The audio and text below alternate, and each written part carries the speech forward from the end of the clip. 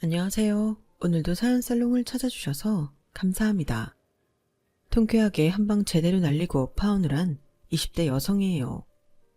파혼한 게 뭔 자랑이라고 이렇게 신났냐고 하시겠지만 파혼 과정을 들어보시면 이해가 되실 거예요. 저는 남들과는 조금 다른 환경에서 자랐어요. 제게는 저를 낳아주신 부모님과 저를 키워주신 아빠가 있어요. 저희 아빠는 저를 만나기 이전까지 주먹질로 먹고 사셨어요. 소위 말하는 깡패였죠. 사채업을 하면서 사람들도 참 많이 괴롭히셨어요. 그렇게 육아와는 전혀 상관없을 것 같은 인생을 살던 아빠와 제가 만나게 된 건 그놈의 돈 때문이었어요. 저를 낳아주신 친모는 술과 도박에 빠져 살던 남편을 견디다 못해 집을 뛰쳐나가셨어요. 6살밖에 안 된 딸까지 버리고 말이죠. 결국 친부 혼자 저를 키우게 되는데 키웠다기보다는 방임을 했다는 게 맞는 말일 거예요. 그러다 사채를 빌려 도박을 했고 그 돈을 갚지 못해서 사채업자한테 시달리게 된 거죠. 하루가 멀다 하고 저희 집에 찾아오는 무서운 손님은 그래도 저한테는 해코지를 하지 않았어요. 오히려 과자나 빵도 던져주고 가곤 했죠. 제 친부를 밀고 집안 살림을 부수고 가는 걸 빼면 저한테는 친부보다 더 나은 사람들이었어요. 그렇게 1년 가까이 친부는 그 사람들한테 시달렸고 그러던 어느 날 당시 7살이던 저만 혼자 집에 버려둔 채 집을 나가고 말았어요. 사흘이 넘도록 집안에 방치돼 있던 저는 집에 있던 빵조거리와 라면 부스러기로 연명하다가 굶주림에 지쳐 쓰러졌어요. 그런 저를 발견하고 병원에 데려간 사람은 평소 제 친부를 괴롭히던 사채업자 대장이었어요. 바로 지금의 제 아빠요.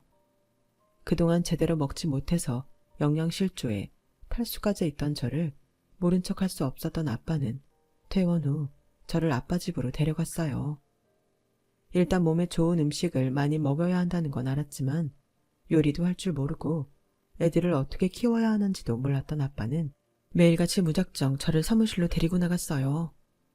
거기서 저는 깡패 삼촌들과 함께 아빠의 단골 식당 밥을 먹었고 씻고 입는 건 다방 레지 언니들이 맡아 해주었어요. 어머 오빠, 이 귀여운 꼬맹이는 누구야? 오빠 딸이야? 이게 미친나. 딸은 무슨 딸? 담보다 담보. 이게 내 돈 띵까먹고 내 뺀 서상식의 딸내미 아이가. 근데 무슨 담보를 이리 애지중지해. 어머, 그러고 보니 얘 오빠랑 좀 닮은 것 같지 않아? 눈매며 코며 완전 똑같잖아. 밖에 데리고 나가면 오빠 딸이라고 해도 믿겠는걸? 그날 다방 레지 언니의 말 때문이었을까요?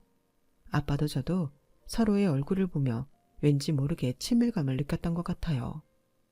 그리고 불과 한두 달 사이 많은 것이 변했어요. 저를 두고 돈 받아내기 위한 담보라고 말하던 아빠가 언제부턴가 사람들한테 저를 딸내미라고 말하게 되었으니까요. 그렇게 된 데는 이유가 있었어요.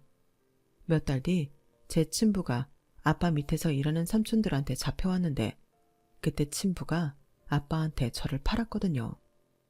정확히는 친부가 저를 키울 생각이 없으니 시설에 버리든 마음대로 하라고 말하자 그 말을 들은 아빠가 친부의 빚을 탕감해주는 대신 평생 제 앞에 나타나지 말라고 했어요.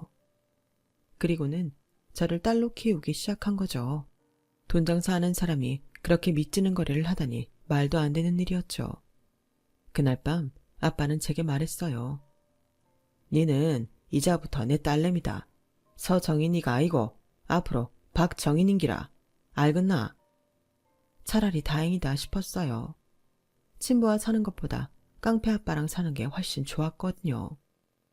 그렇게 서정인에서 박정인이 된 저는 얼마 뒤 초등학교에 입학을 했고 그 무렵 아빠는 사무실을 정리하고 주먹세계에서 완전히 손을 씻었어요.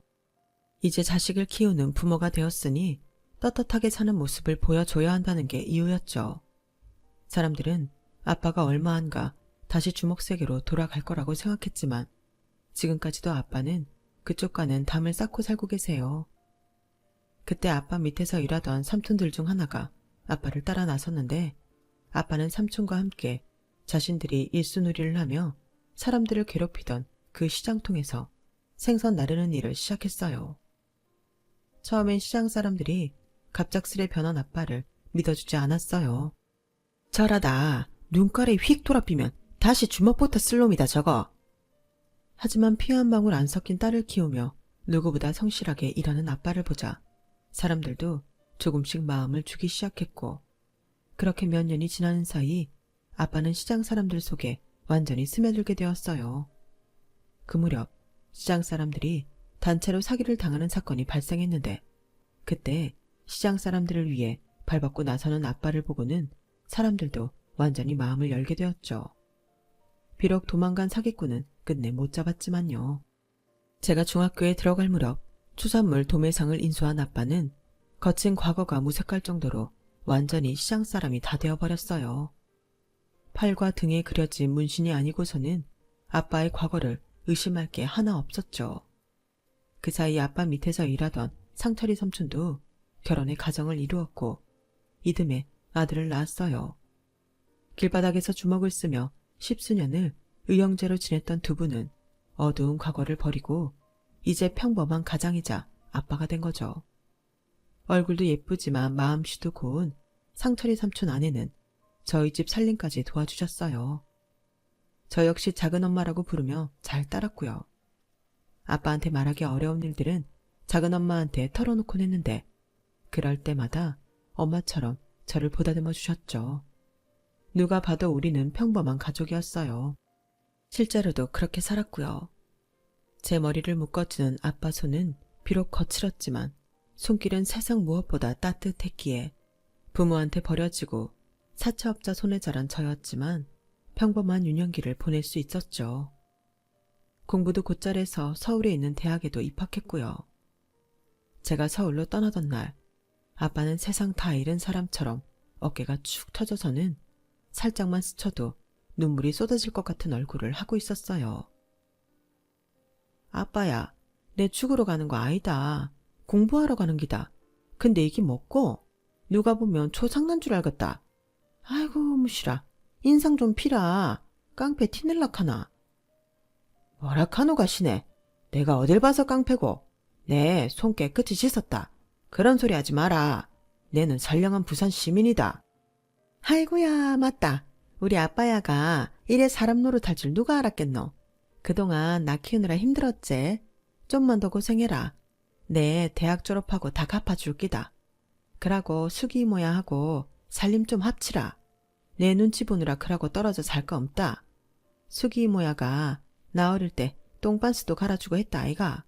그런 여자 세상에 또 없다. 알았나? 나 없을 때 집에 데리고 가서 확 잡아뜨리라. 아빠야, 니 그거 못 하겠나?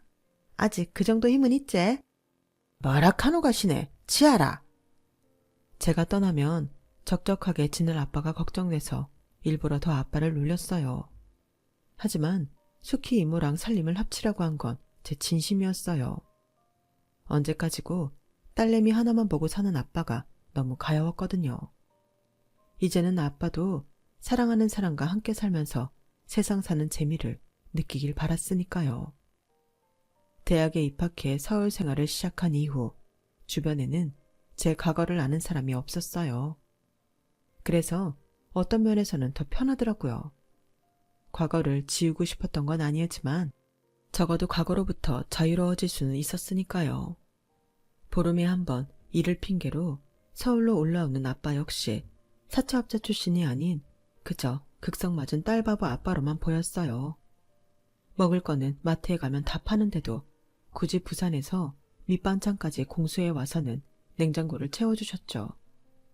냉장고에 반찬이 남아있으면 밥 제대로 안 먹느냐고 화를 내고 반찬을 다 먹어치우면 모자라면 말을 하지 왜 말 안 했냐고 삐지고 이래도 걱정 저래도 걱정인 아빠가 때때로 귀찮기도 했지만요. 딸내미한테 그만 치대고 제발 수키 이모랑 결혼 좀 해라. 와, 수키 이모가 아빠야 싫다드나. 같이 못 살겠다 카드나. 내가 이모야한테 한마디 해줄까? 됐다. 안 그래도 같이 살자 카드라. 니 정말 괴한겠나? 니가 싫다카모 아빠는 같이 안 살란다. 미친나. 아빠야가 그럴 처지가 같이 살아준다카며 대가리 팍 숙이고 꼬랑지도 팔랑팔랑 흔들고 해야 맞는 기다. 내 보기엔 스키 이모야가 좀 아깝제. 튕기지 말고 있을 때 잘해라. 알겠나?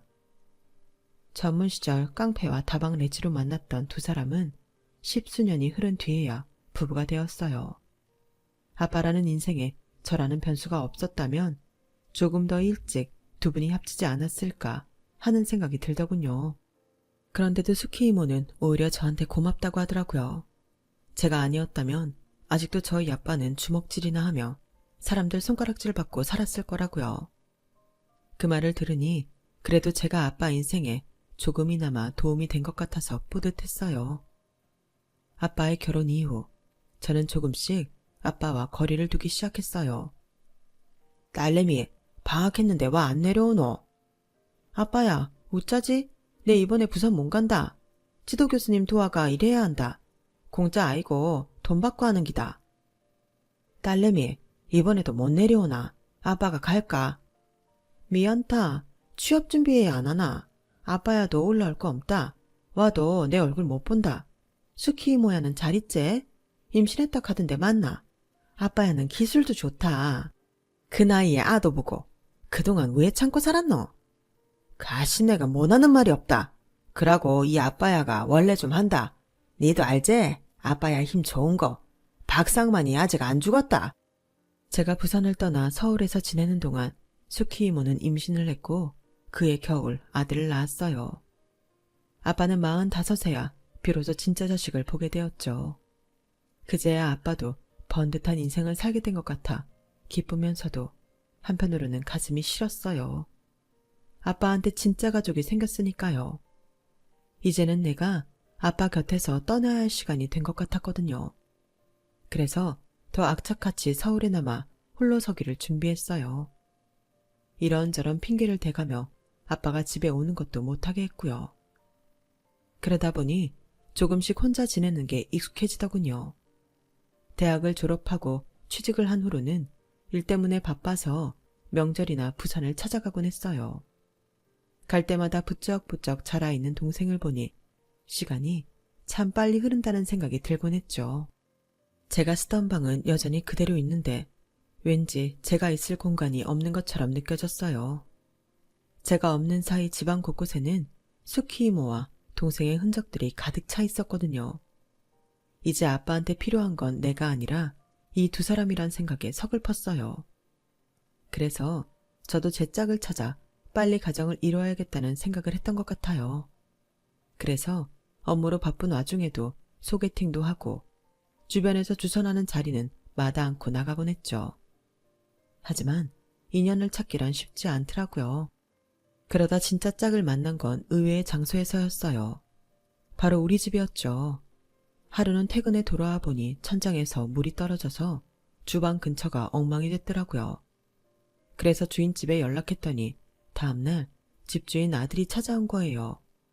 위층에서 욕실 물을 틀어놓고 외출을 하는 바람에 그렇게 됐다며 바로 수리를 해주겠다고 하더군요.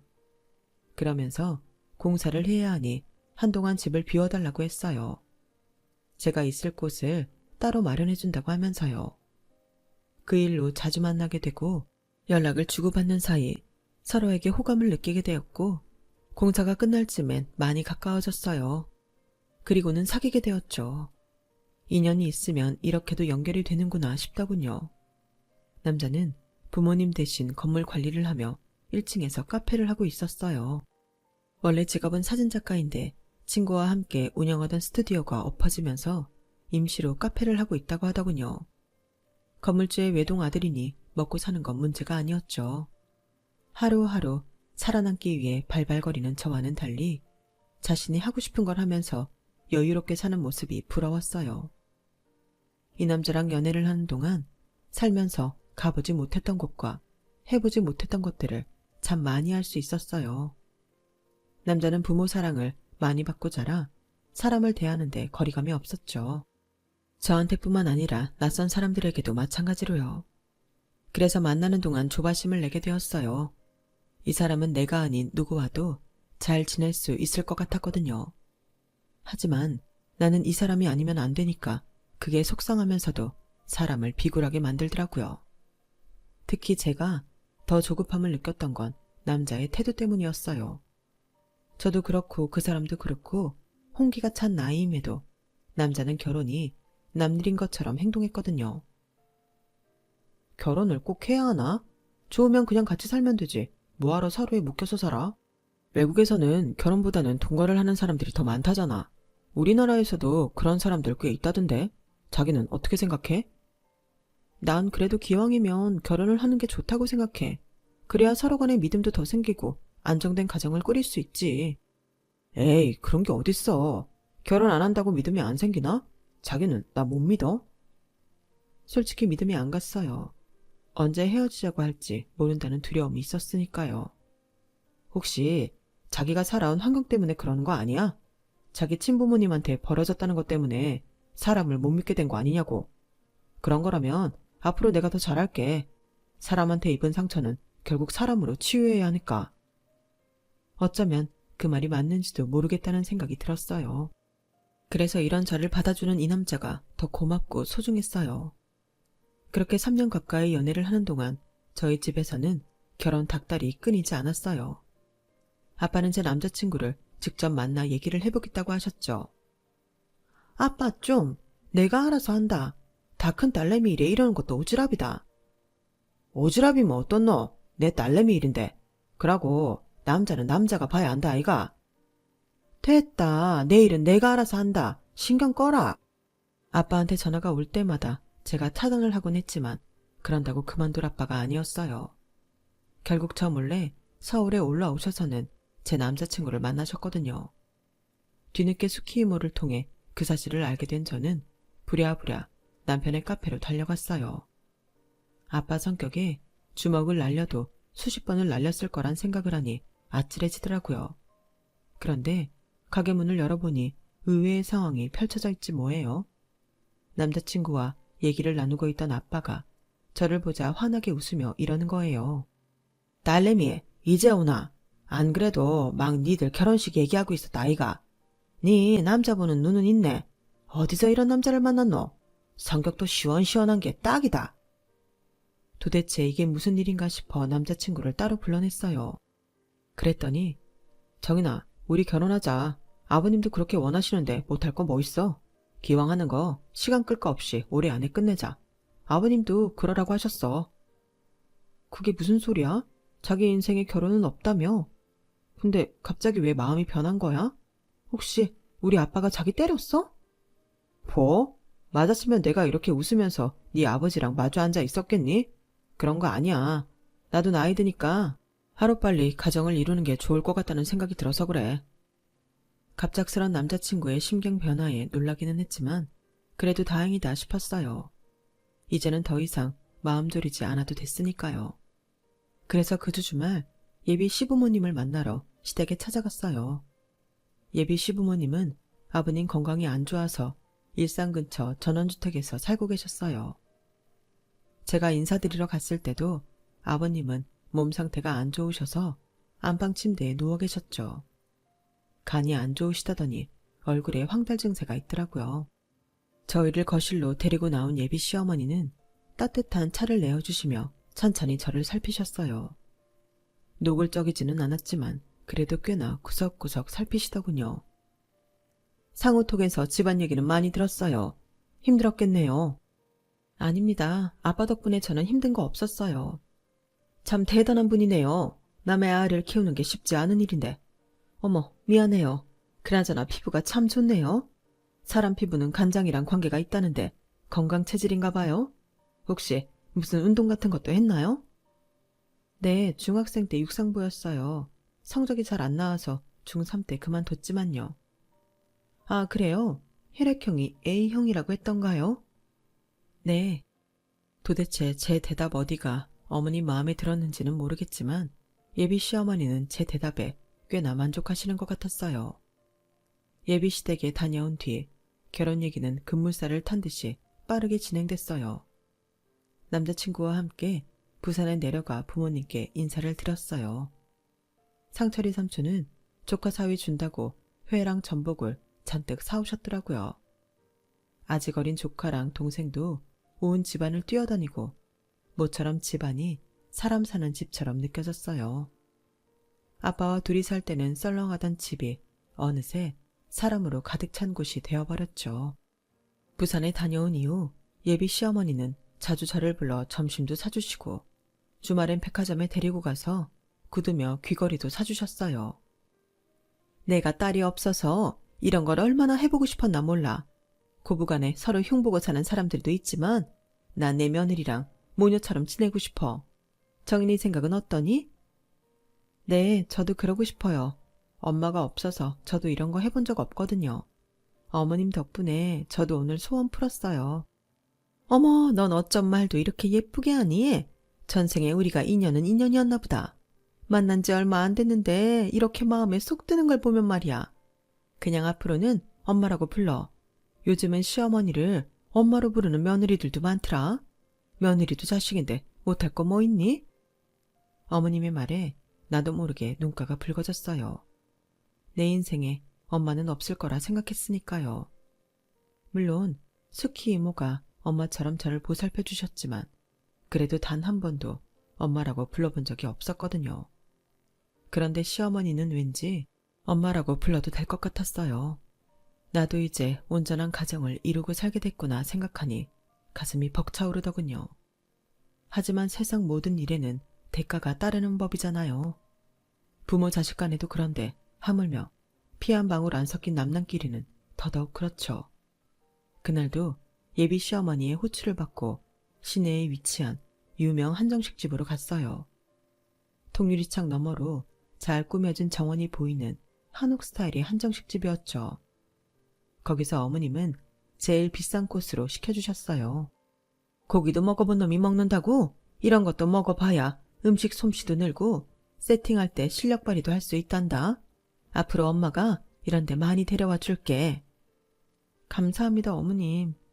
얘는 어머님이 뭐니? 엄마라고 부르라니까. 너 자꾸 그러면 거리감 느껴진단 말이야. 아직은 나 뜨거워서 엄마라는 말이 잘 나오지 않았어요. 반면에 어머님은 너무도 자연스럽게 저를 우리 딸이라고 부르셨죠. 딸, 엄마가 부탁이 하나 있는데 들어줄 수 있어? 어렵다면 어렵고 쉽다면 쉬운 일이야. 말씀하세요. 제가 해드릴 수 있는 거라면 다 할게요. 그러자 예비 시어머니는 기다렸다는 듯이 얘기를 꺼냈어요. 너도 알다시피 네 시아버지가 몸이 안 좋잖니? 병원에서는 이제 이식밖에는 길이 없다고 하는구나. 내 생각 같아선 내가 아니라도 떼어주고 싶지만 나이가 있어서 그건 안 된다고 하고 우리 상우한테 시키자니 한창 일해야 하는 애인데 못할 짓 하는 것 같지 뭐니.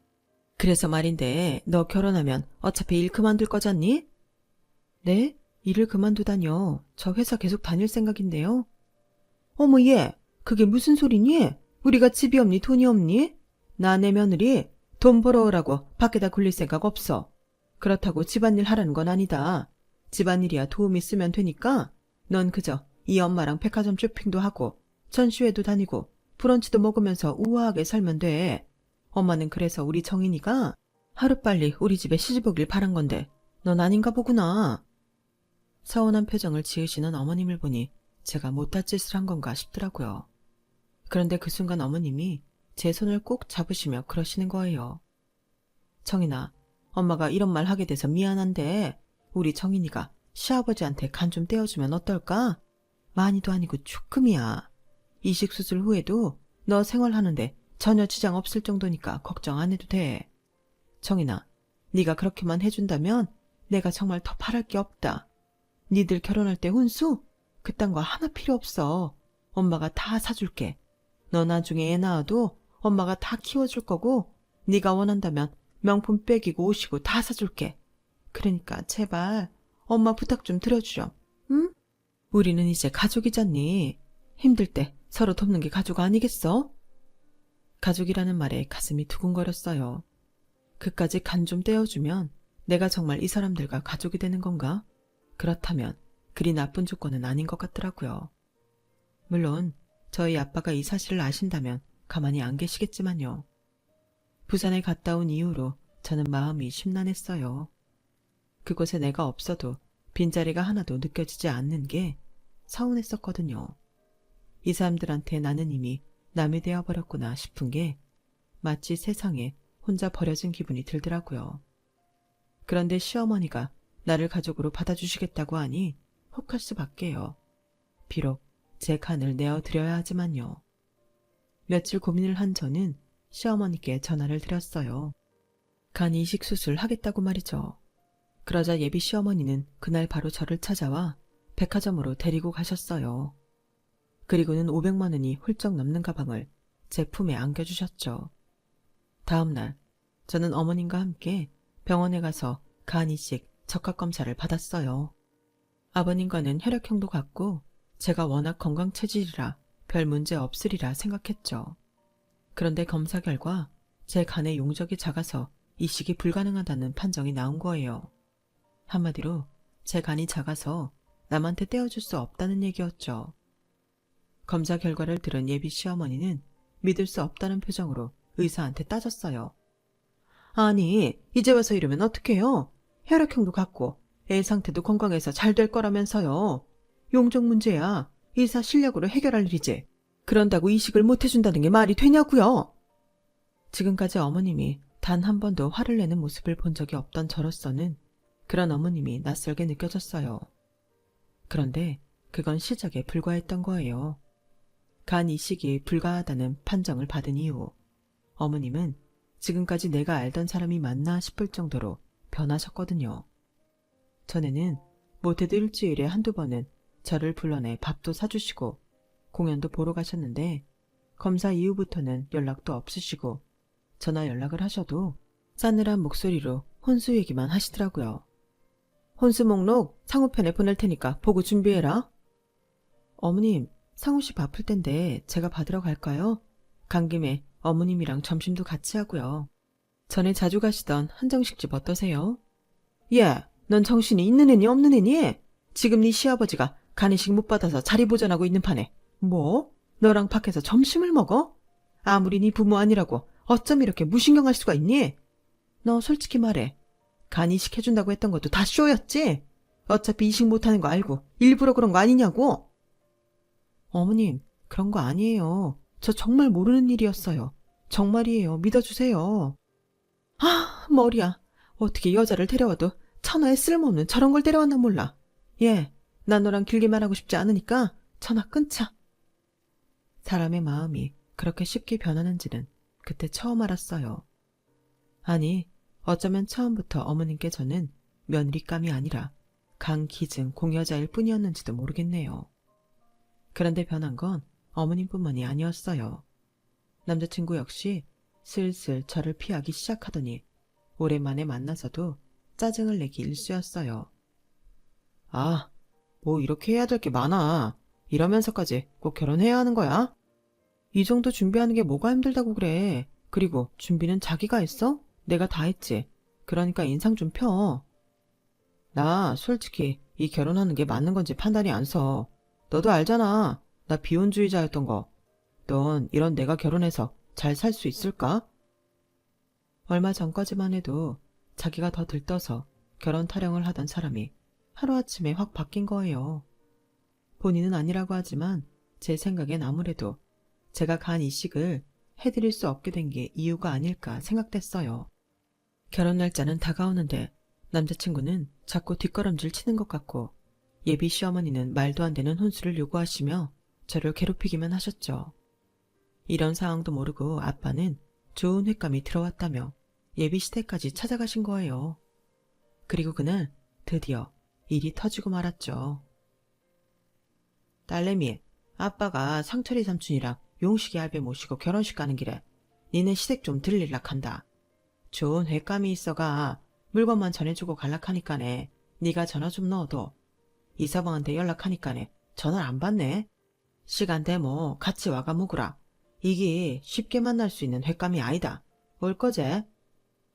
아빠, 거길 와가는데 그러지 말고 차 돌리라. 그냥 가지 말라고. 아빠는 좋은 건 나눠 먹어야 한다며 기어코 예비 시댁으로 가셨어요. 상견례 전에 얼굴도 익힐 겸 해서 일부러 가신 거였죠. 뒤늦게 남자친구랑 연락이 된 저는 뒤따라 예비 시댁으로 향했어요. 아니나 다를까 어머님은 똥 씹은 표정으로 저희 아빠가 가져오신 횟감과 해산물들을 주방 싱크대에 던져놓으셨더라고요. 그리고는 환자도 있는 집에 함부로 찾아왔다며 아빠한테 화를 내고 계셨죠. 아빠를 태워 저희 시댁까지 모셔온 상철이 삼촌은 얼굴이 울그락불그락해서는 당장이라도 한마디 할 기세였어요. 그런데도 아빠는 화를 꾹 참으시며 미리 연락 못하고 찾아와 죄송하다며 고개를 조아리셨죠. 그리고 예비 사돈한테 인사만 하고 가겠다고 안방으로 들어가셨어요. 그런데 예비 시아버지의 얼굴을 본 아빠가 소리를 버럭 지르시지 뭐예요. 이게 누구? 네 이장수 맞지? 부산서 시장 사람들 돈 띵까 묻고 내 뺀 이장수 맞단 말이다. 아이고야, 세상 참 좁다 카더니 우리가 이래 만나네. 니 내 돈 빌려 쓰고 안 갚은 건 기억하드나? 나 모르겠나? 시장 통해서 일손으로 하던 박상만이다. 그때 네가 땡 까먹은 기 한 2~3천 됐지? 상철아, 니 이리 와봐라. 네가 포항까지 잡으러 갔다 허탕친 이장수 여 누워있다. 그 말에 상철이 삼촌은 안방으로 달려갔어요. 그리고는 잠시 뒤 입에서 육두문자가 쏟아져 나왔죠. 그러자 침대에 누워있던 아버님이 귀신이라도 본 사람처럼 벌벌 떨기 시작한 거예요. 아니, 이 사람들이 환자 앞에서 무슨 짓이야? 당장 안 나가? 예, 너 이리 와서 네 아빠 데리고 나가라. 아이고, 지 부모한테 버림받고 남의 손에 자랐다더니 고작 널 키워준 게 주먹질이나 하고 살던 깡패였니? 어째 애가 수준도 떨어지고 얼굴에 그늘이 져있다 했더니 이런 사람 손에 자라 그런 거였어. 이 결혼 없던 걸로 할 테니까 당신들 당장 내 집에서 나가. 하마터면 이런 그지 같은 것들이랑 사돈 맺을 뻔했잖아. 상우 너도 그렇지. 어디서 데려올 게 없어서 깡패 새끼 딸년을 데려왔니? 당장 내쫓아. 어머님, 무슨 말씀을 그렇게 하세요? 그 말 당장 사과하세요. 그지 같은 거라뇨. 깡패 새끼라뇨. 우리 아빠 비록 한때는 나쁜 짓도 많이 하고 사셨지만 지금은 손 씻고 열심히 살고 계세요. 그런데 왜 우리 아빠가 그런 소리를 들어야 해요? 사과하세요. 사과? 예, 깡패 새끼를 깡패 새끼라고 하는데 그게 사과할 일이니? 긴 말 필요 없으니까 당장 나가라고. 그러자 아빠는 삼촌한테 귓속말을 하고는 밖으로 내보냈어요. 그리고 짝다리를 짚으시곤 예비 시아버지를 내려다보셨어요. 잔뜩 겁에 질린 아버님은 식은땀까지 흘리시더군요. 와, 니네가 무섭드나? 네 세상에서 제일로 무서운 게 뭔지 아나? 돈? 권력? 아니다. 바로 자식이다. 전과 삼범에 천하의 개쓰레기 인생도 한순간에 바꿔놓은 게 바로 자식인기라. 네, 쟤 많이 짓고 살았다. 주먹 휘둘러가 돈도 많이 뺐고 피도 보고 사람들 눈물도 많이 뺐다 아이가. 그랬던 나 박상만이가 내 딸내미 한마디에 손 싹 씻고 생선 배달 시작했다. 거기까지 얘기를 하자 예비 시어머니가 볼멘 소리로 그러는 거예요. 주먹질하고 산 게 무슨 자랑이라고. 그래서 뭐 지금 우리를 어떻게 하겠다는 거야 뭐야. 세상 편한 지가 언젠데 젊을 때 주먹질 좀 한 거 가지고 유세를 떨어? 그래봤자 삼류 지방 깡패밖에 더 돼? 그깟 3천 주면 될 거 아니야. 여보, 계속 듣고 있을 것도 없어. 경찰에 신고해. 저런 것들은 경찰서 소리만 들어도 지레 겁먹고 도망가는 놈들이라고. 그러자 아빠가 쓴웃음을 지으며 그러셨어요. 아즈매요, 경찰이 뭐 되겠습니까? 뭐 경찰을 부르든 특공대를 부르든 마음대로 하입시다. 네, 경찰 하나도 안 모십습니다. 트럭으로 데리고 와도 눈 하나 깜빡 안 합니다. 왠지 아십니까? 내한테는 세상에서 제일로 무서운 게 딸내미라 그러십니다. 그보다 더 무서운 게 있다 카모 바로 내 딸내미 눈물입니다. 지금껏 내 딸내미 눈에서 눈물 뽑은 쉐끼들은 고마 팍! 몸성이 살고 있는 것들이 없다 하는 것만 말해주겠습니다. 근데 우짜지 얘. 내 딸내미 눈에 눈물이 맺혀 있네 얘. 순간 아빠 눈에서 살기가 번뜩하더니 예비 시부모님을 쓱 훑었어요. 마치 눈앞에 사냥감을 두고 혓바닥을 날름거리는 흑사의 눈처럼 살기가 흐르는 통에 예비 시부모님은 꼼짝없이 얼어버리고 말았어요. 그때였죠. 현관 쪽에서 상철이 삼촌 목소리가 들렸어요. 형님, 준비 끝났습니다. 안으로 들일까요? 그 말에 남자친구와 그 가족들은 사색이 되었어요. 특히 조금 전까지 기세등등하던 어머님은 손까지 바들바들 떨며 물었죠. 준비라니 뭘 준비한다는 거예요? 설마 우리를 땅에 묻기라도 하겠다는 거예요? 그러자 남자친구는 잔뜩 겁을 먹은 누나를 굴리더니 바닥에 넙죽 엎드려 고개를 조아리고는 싹싹 빌기 시작했어요. 장인어른, 제가 잘못했습니다. 제가 철이 없어서 따님 가슴에 못질을 했어요. 잘못했습니다. 하지만 처음부터 간이식 노리고 사귄 건 아니에요. 정말이에요. 결혼하려시면 지금이라도 당장 할게요. 그러니까 제발 살려주세요. 엄마, 아빠 뭐해? 같이 안 빌고. 그러자 지금까지 몸에 힘주고 뻗대던 예비 시부모도 바닥에 무릎을 꿇고는 싹싹 빌었어요. 상만씨, 내가 그 돈 다 갚을게. 원금뿐만 아니라 이자까지 다 쳐서 갚을 테니까 제발 이러지 마. 손 씻었다며? 이제 와서 손에 피 묻힌들 자네도 자네 딸도 속이 편하겠나? 그래요. 우리가 좀 과했던 면이 없지 않으니까 파혼에 따른 위자료로 심심치 않게 드릴게요. 제발 우리 좀 살려주세요. 아마도 그 순간 예비 신랑과 그 부모님의 머릿속에는 조폭 영화의 잔인한 복수 장면이 떠올랐을 거예요. 문 밖에 준비되어 있다는 그 무엇이 자신들의 목숨줄을 잡고 있다는 걸 직감했던 거겠죠. 마치 최후의 발악을 하듯 그렇게 세 사람은 손이 발이 되게 싹싹 빌었어요. 그런데도 아빠는 눈썹 하나 까딱 않고 밖에 있는 삼촌한테 서늘한 목소리로 말했어요. 상철아, 들이라. 그 말에 시댁 식구들은 절규에 가까운 비명을 질러댔고 드디어 안방으로 지팡이를 짚은 노인이 들어왔어요. 그 모습에 바닥에 엎드려 있던 세 사람은 벙찐 표정이 되었죠. 지팡이를 짚고 들어오신 분은 다름 아닌 용식이 할아버지였어요. 예전 상인의 회장직을 맡으셨던 분으로 예비 시아버지한테 가장 많은 돈을 뜯긴 분이셨죠. 용식이 할배요. 어서 오시소. 식사하셔야 할 낀데 이래 틀어졌네 얘. 지아라. 밥이 문제가. 내 돈 띵까먹고 내 뺀 장수 이놈아를 잡는 게 먼저 아이가. 아이고야 이게 누구? 용식이니? 나 기억하제? 할아버지는 바닥에 무릎 꿇고 앉아있는 예비 시아버지를 보시고는 눈을 번뜩이셨어요. 맞네 맞아. 니 내 돈 떼먹고 그간 잘 살았는갑다. 볼때기에 살이 띠룩띠룩 붙어가 있는 게 잘 처먹고 살았는갑다. 니 그 돈이 무슨 돈인지 알기는 하나? 내 마누라 수술비였다. 평생을 못 먹고 못 입고 살다가 내 마누라 목숨 줄였다 이 말이다. 그 돈 잃고 마누라 하늘 떠나보내고 내 니 많이 욕했다. 천벌받아 돼지라고 했다. 내만 그랬는 줄 아나. 니한테 돈 뜯기고 길바닥에 앉은 상식이, 가게 들어먹은 정육점 최씨, 딸내미 혼수비 뜯긴 구두방 서씨까지 죄다 니 나가 돼지라고 침 캬 뱉었다. 그래도 살다 보이 이래 다시 만나네. 니 서울서 건물도 갖고 큰소리 땅땅 치고 산다 카던데 맞나? 그 순간 예비 시아버지 얼굴이 하얗게 질려버렸어요. 지난 시절 자신이 저지른 죄가 한순간에 떠올랐기 때문이죠. 자신을 믿고 투자를 했던 시장 사람들 가슴에 비수를 꼽고 돈을 챙겨 야반도주를 했던 그날이 생생하게 떠올랐을 거예요. 제가 어렸을 때 있었던 일이지만 아직도 기억이 나요. 그날의 일로 시장에는 줄초상이 났었거든요. 그때 저희 아빠랑 상철이 삼촌이 제 예비 시아버지를 잡으러 전국을 찾아다녔어요. 그 바람에 저는 수키 이모가 사는 단칸방에서 한 달 넘게 지내야 했지만 그 일로 저희 아빠와 삼촌은 시장 사람들한테 한 식구로 인정받을 수 있었어요.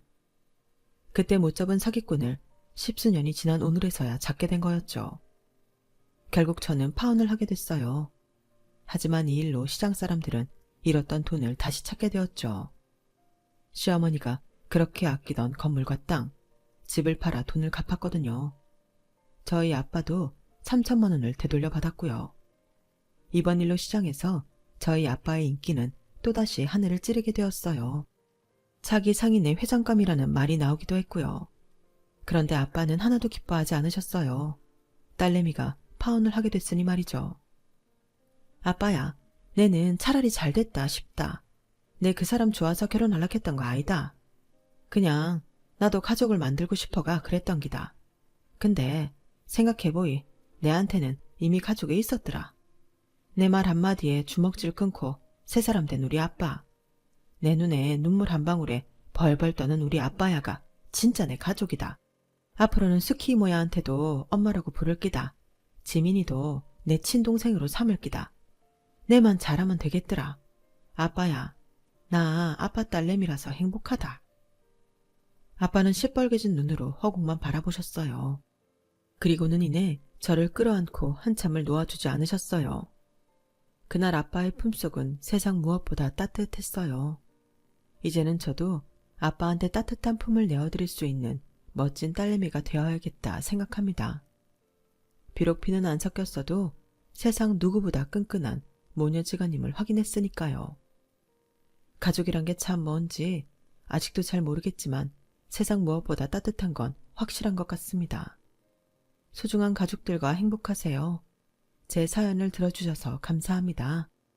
여러분, 사연 댓글에 응원과 현명한 조언 부탁드려요. 좋아요와 구독은 저에게 큰 힘이 됩니다. 오늘도 좋은 일 가득하세요.